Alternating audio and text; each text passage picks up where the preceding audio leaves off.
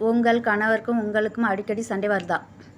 ஒரு பெண் ஒரு மகானிடம், என் கணவருக்கும் எனக்கும் அடிக்கடி சண்டை வருகிறது.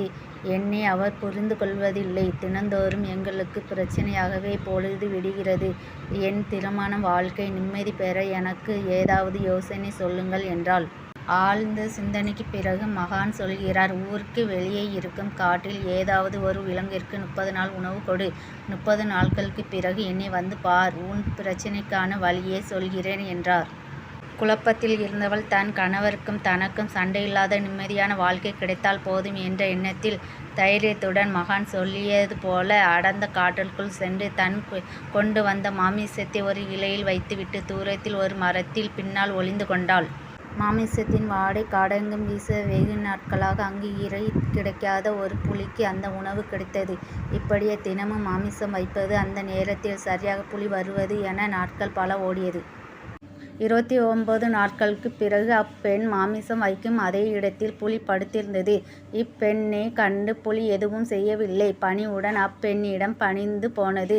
மாமிசத்தை வைத்துவிட்டு அவள் விருட்டென ஓடியே விட்டாள். 30வது நாளே புலியிடமே தைரியமாக சென்று மாமிசம் வைத்தாள். உணவு உண்ட புலி அப்பெண்ணின் மடியிலே பாசமாக படுத்து கொண்டது. 31வது நாளில் அப்பெண்ணின் பின்னாலே அந்த புலி ஊருக்குள் வந்துவிட்டது. புலியைக் கண்டு மக்கள் தெறித்து ஓட அப்பெண்ணிற்கோ பயமில்லை. அந்த புலி பூனை போல அவள் காலை சுற்றி சுற்றி வந்தது. புலியுடன் வந்த பெண்ணை பார்த்தவர்கள் அங்கங்கே தெறித்து ஓடிவிட்டனர். இது என்ன சோதனை என்று முள் பிதுங்கியவள் நேராக மகானை சந்திக்க வந்தாள். பார்த்தீர்களா குரு, பிரச்சனையை தீர்க்க நான் உங்களிடம் வந்தேன். இப்போது மேலும் ஒரு பிரச்சனையை எனக்கு உருவாக்கிவிட்டீர்கள். இந்த புலி பூனையாகவே மாறிவிட்டது. என் காலை சுற்றி சுற்றி வருகிறது என்றாள்.